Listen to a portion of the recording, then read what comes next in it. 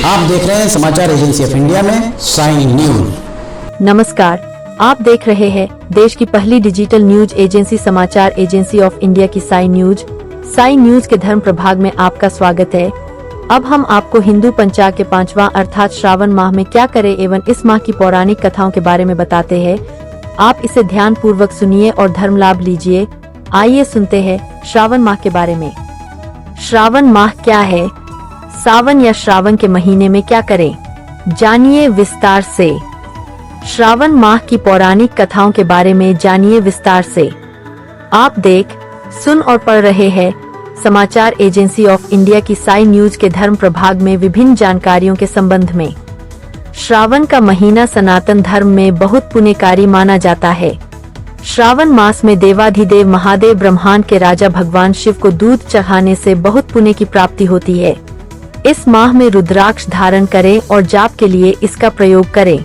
यदि रुद्राक्ष को भगवान शिव को अर्पित करके पहना जाए तो यह अधिक सक्रियता से कार्य कर पाता है।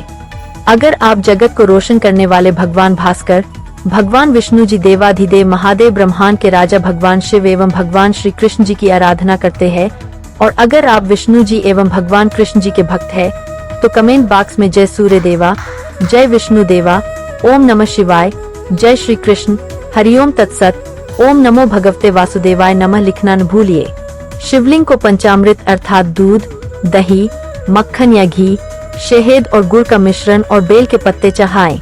शिव चालीसा का जाप करें और भगवान शिव की नियमित आरती करें। महामृत्युंजय मंत्र का जाप करना अत्यंत शुभ होता है। सभी श्रावण सोमवार का व्रत करें। अच्छे पति की तलाश करने वाली युवती के लिए सावन सोमवार का व्रत बेहद लाभकारी हो सकता है।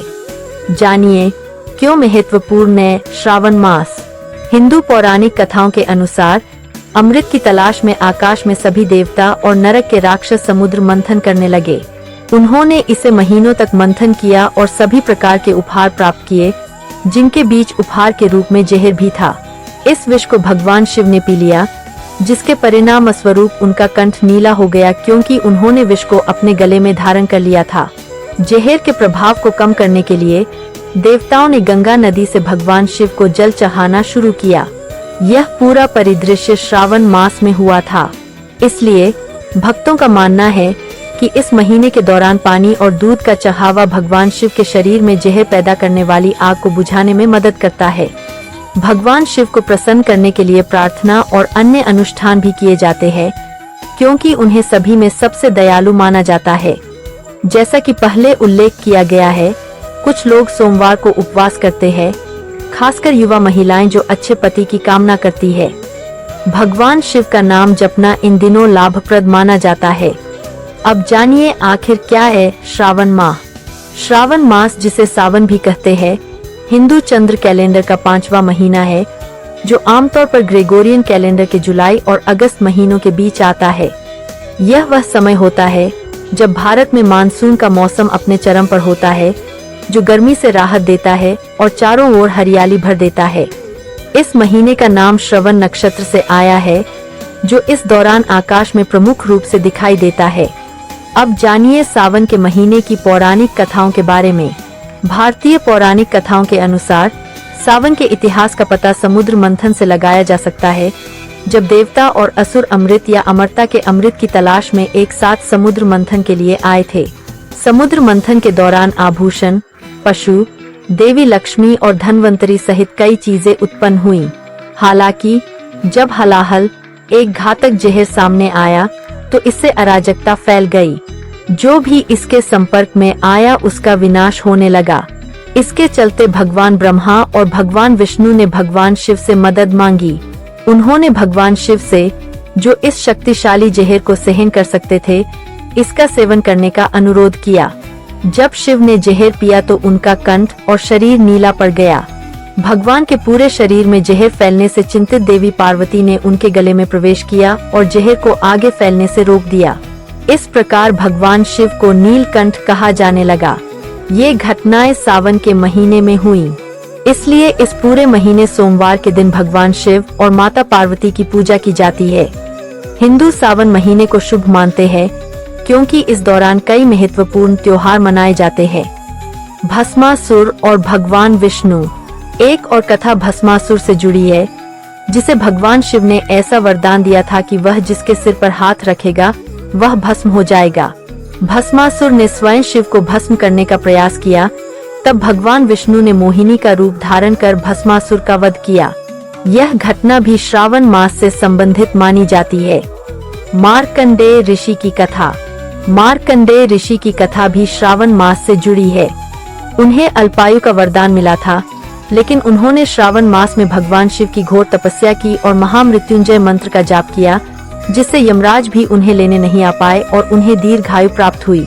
यह कथा हमें भगवान शिव की असीम कृपा और मृत्यु पर विजय पाने की शक्ति का ज्ञान कराती है। भगवान शिव का प्रिय महीना है। यह व्यापक रूप से माना जाता है कि श्रावण मास देवाधिदेव महादेव ब्रह्मांड के राजा भगवान शिव को सबसे अधिक प्रिय है। इस अवधि के दौरान उनकी पूजा करने से अपार आशीर्वाद मिलते हैं और मनोकामनाएं पूरी होती है। माता देवी पार्वती की तपस्या के कारण भी यह महत्वपूर्ण है। पौराणिक कथाओं के अनुसार देवी पार्वती ने देवाधिदेव महादेव ब्रह्मांड के राजा भगवान शिव को अपने पति के रूप में प्राप्त करने के लिए इसी महीने में कठोर तपस्या की थी। उनकी अटूट भक्ति से शिव प्रसन्न हुए और उन्हें स्वीकार किया। इसलिए यह महीना उन महिलाओं के लिए विशेष रूप से महत्वपूर्ण है जो सुखी वैवाहिक जीवन या मनचाहे जीवन साथी की कामना करती है। समुद्र मंथन के बारे में जानिए। श्रावण से जुड़ी सबसे प्रसिद्ध पौराणिक कथाओं में से एक समुद्र मंथन है। जब देवताओं और असुरों ने दिव्य खजाने के लिए समुद्र मंथन किया, तो एक घातक विष हलाहल निकला, जिसने ब्रह्मांड को नष्ट करने की धमकी दी। देवाधिदेव महादेव ब्रह्मांड के राजा भगवान शिव ने सृष्टि की रक्षा के लिए इस विष का सेवन किया और इसे अपने कंठ में धारण कर लिया, जिससे उनका गला नीला पड़ गया और उन्हें नीलकंठ कहा जाने लगा। विष के प्रभाव को कम करने के लिए देवताओं ने उन्हें जल अर्पित किया। यही कारण है कि श्रावण के दौरान शिव को जलाभिषेक चढ़ाना अत्यधिक पवित्र और शुद्धिकारक माना जाता है। प्रकृति की प्रचुरता भी होती है इस महीने में। श्रावण के दौरान होने वाली मानसूनी बारिश पृथ्वी को नया जीवन देती है, जिससे चारों ओर हरियाली छा जाती है। यह प्राकृतिक प्रचुरता आध्यात्मिक वातावरण को और बढ़ाती है, जो नवीनीकरण और विकास का प्रतीक है। हरि ओम।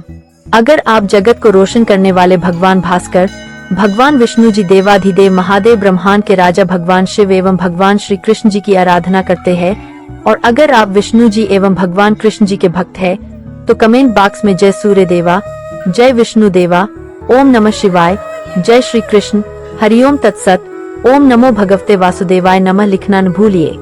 यहाँ बताए गए उपाय, लाभ, सलाह और कथन आदि सिर्फ मान्यता और जानकारियों पर आधारित है। यहाँ यह बताना जरूरी है कि किसी भी मान्यता या जानकारी की समाचार एजेंसी ऑफ इंडिया के द्वारा पुष्टि नहीं की जाती है। यहाँ दी गई जानकारी में निहित जानकारी विभिन्न माध्यमों, ज्योतिषियों, पंचांग, प्रवचनों, मान्यताओं, धर्म ग्रंथों, दंत कथाओं, किंवदंतियों आदि से संग्रहित की गई है। आपसे अनुरोध है कि इस वीडियो या आलेख को अंतिम सत्य अथवा दावा न माने एवं अपने विवेक का उपयोग करें। समाचार एजेंसी ऑफ इंडिया पूरी तरह से अंधविश्वास के खिलाफ है। किसी भी जानकारी या मान्यता को अमल में लाने से पहले संबंधित विशेषज्ञ से सलाह लें। अगर आपको समाचार एजेंसी ऑफ इंडिया में खबरें आदि पसंद आ रही हो तो आप इसे लाइक, शेयर व सब्सक्राइब अवश्य करें। हम नई जानकारी लेकर फिर हाजिर होंगे, तब तक के लिए इजाजत दीजिए। जय हिंद। समाचार एजेंसी ऑफ इंडिया की साई न्यूज में प्रसारित धार्मिक वृत्तांत आदि पसंद आ रहे हों तो आप इसे लाइक, सब्सक्राइब व शेयर जरूर करें। कमेंट बॉक्स में लिखकर बताएं कि आपको ये कैसे लग रहे हैं। यह भी बताएं कि आप और क्या क्या देखना व सुनना चाहते हैं। फिलहाल समय है आपसे इजाजत लेने का। आप सभी स्वस्थ रहें, मस्त रहें। बोलिए ओम नमः शिवाय।